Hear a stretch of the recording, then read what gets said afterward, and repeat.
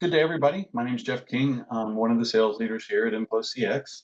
Thank you for joining today's webinar on how to transform your uh, customer service approach with Genesys Cloud customer journey feature and flow performance views.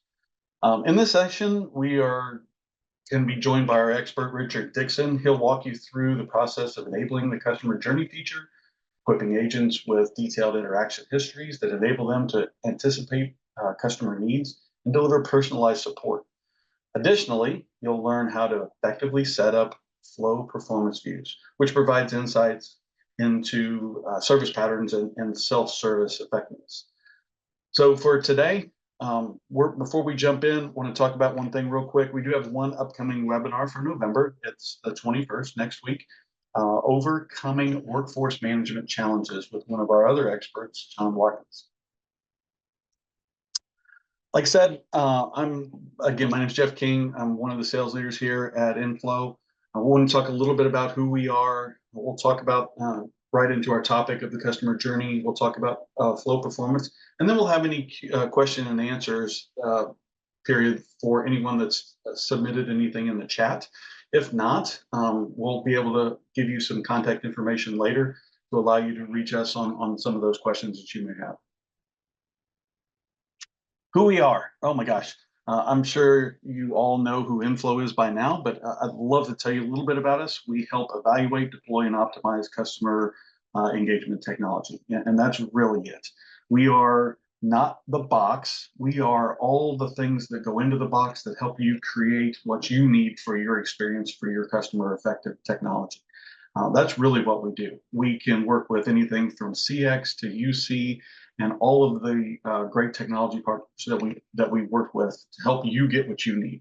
We always like to say we don't try to stick you with a one shop, one technology partner shop. We want to make sure you get what you need. So we're paid to make sure that your needs are met, not by what they want to sell you. And it's a big difference. We've done that for many of our customers, as you see here, in various technologies and segments. And some of them have been extremely successful in coming back to us over and over again as they tend to transform over the years, which is fantastic. One of the things that we just talked about was all the partners that we work with. And the names on here are all industry leaders. And for us, that makes it an easy road to make sure that you get what you need. Our ecosystem is based on all the things that are not just currently trending, but are established and will make your business better. We're set up to help you evolve your needs with all the partners that we work with on a daily basis. Now, for us, that starts with knowing and having a lot of experts on staff. And one of those is Richard Dixon. Richard's going to talk to us today about a lot about our customer journey. And that is, again, for us, where it starts. We meet people where they are, meaning if they have on-prem services today and want to move to the cloud, if they're already in the cloud, want to know how to utilize it better through AI and other technologies, we meet the customer where they are in their customer journey. So this is one piece of it. I'll be turning it over to Richard, and he's going to walk you through everything today. Richard? Morning, everyone. So we're going to go over customer journey. This really pertains to an agent interaction. So when I call in or somebody calls into the queue, I want to be able to see from an agent perspective how many times that individual is called in, because that's useful information. If I can see that there's been repeat calls today for that particular user because they're having an issue, we can see that. And from a supervisor perspective, they can also see that kind of information as well to be able to follow an Annie, so that number that somebody dialed in on, so we can determine how many times they've called, if there's any notes that are left to be able to pass on to the next person who might be taking that call. There are some prerequisites. So for that, you're going to need Journey Events View. That's the core permission with the Journey gadget to be able to see the detailed the interactions. Journey Event Type View, that's going to be the conversation event details. And then for external context session view, that's important. That way we can see the external context, along with routing, wrap code, and view, because you're going to need to be able to do this within the wrap performance view, and then routing, queue, search. So we're going to do a little demo. And as soon as I'm able to, let me share out my screen here just a moment.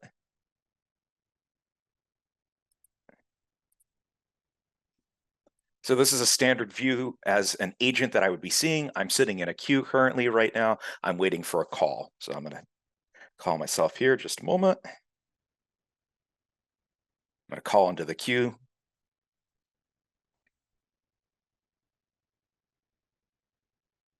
We can see the call here. This blue line is indicating how fast I have to be able to answer it. So I'm going to answer it. And right now, I'm not able to see any kind of information because I need to click into a different view here. So if I go to this, which is the customer journey, if you highlight over it, it's like a little map. It tells me the journey of this call or this individual who is called in. So it takes a second to load here. This will show what queue that they've called into, if they've called in or there's been an outbound call. So we can see this is an outbound call. If I click on it and there's notes here, I can indicate that this was an outbound call or whatever details I put in here, what queue is called. So it may have not been the queue that I am in because this is a testing queue. If you notice, it says it's a webinar queue that I called outbound on behalf of. We'll go back to journey. We'll see another one here. This one here, this is going to be an outbound call. And if you notice, it has a no queue because this was just a standard call that was made as an outbound call instead of on behalf of a queue. So that does show up in the details here. If I click through, you can see that I've left some notes, and I'll show you where to place those notes here in a moment. But this call is to escalate an issue. They hung up before I was able to get it to a supervisor. They seemed upset. So that's good information that I can pass on without actually having to contact another agent that I might not have ready access to say, hey, this person just called in. They were upset. They hung up. We weren't able to get a supervisor when they were trying to escalate. So that information is good. That way I can know that going into that call, or at least be able to look up that information while that call is going on to be able to understand the level of maybe escalation that needs to happen. So in this case, since they've already hung up, I couldn't get to a supervisor in time. I'm probably going to start working on that route and have that knowledge ahead of time to be able to get it over to the supervisor much faster instead of having to dive through a few more steps that I may need to in that case. Or if you don't leave any notes, it'll show as a blank. There is no notes for this call.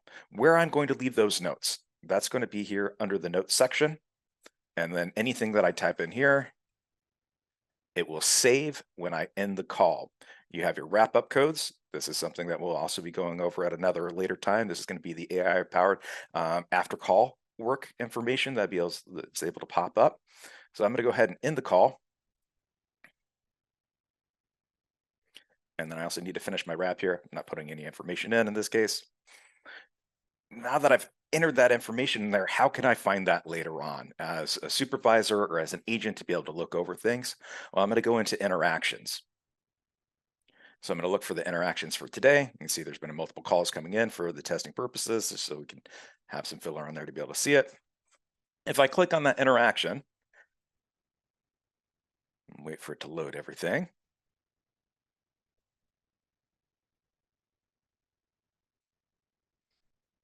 You'll see in timeline that I put notes as high here.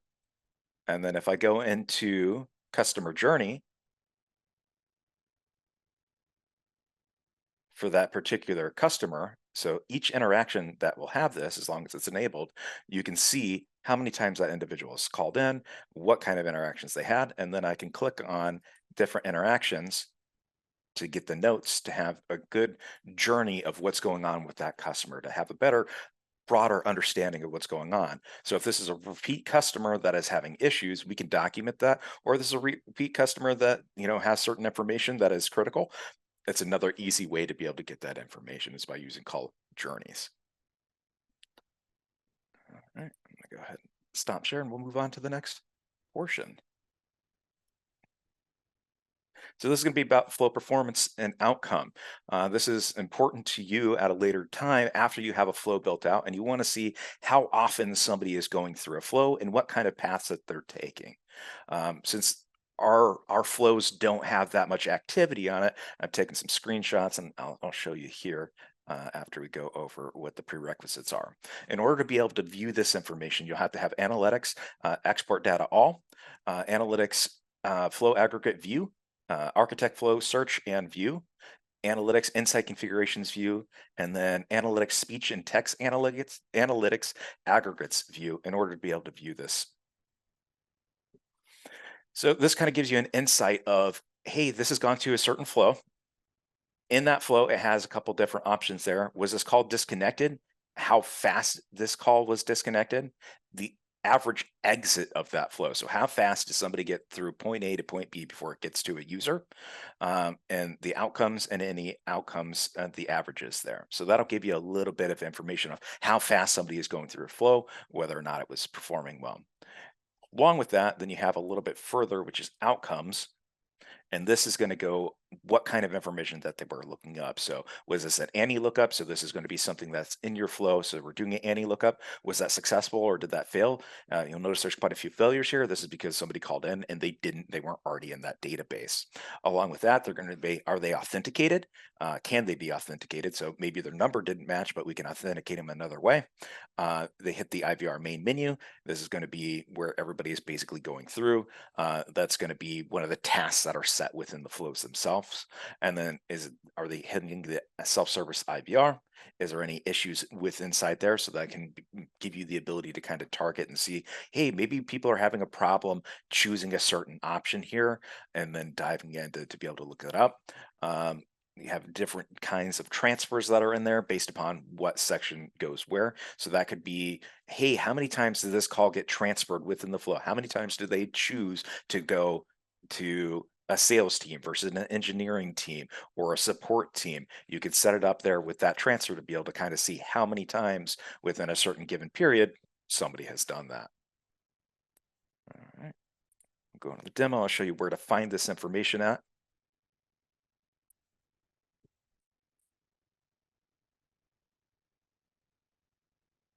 So this is going to be in the same section that you would go into as far as being able to find a interaction. So instead, you're going to scroll down a little bit further.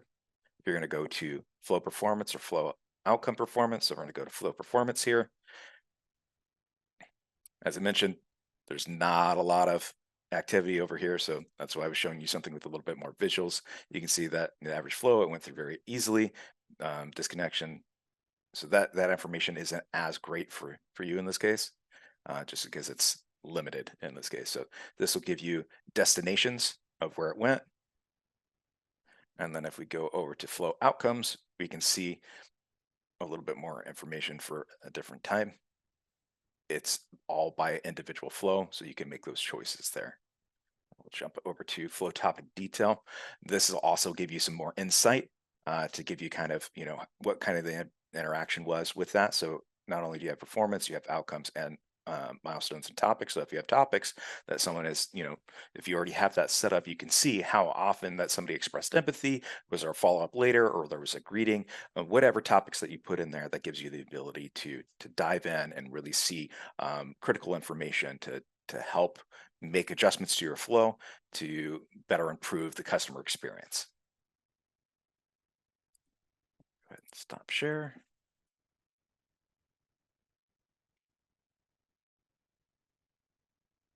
All right, is there any questions? I don't see any in the chat at this time, Richard.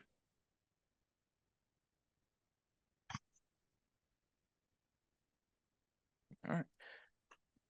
Okay, team. Thank you so much, Richard. That was fantastic. For anybody that does have any questions or that wants to reach out to us privately, we definitely want to hear from you, and any feedback that you have would be fantastic. Again, thank you to our expert, Richard Dixon, for walking through this for us today. And we'll see you on the 21st for our next webinar.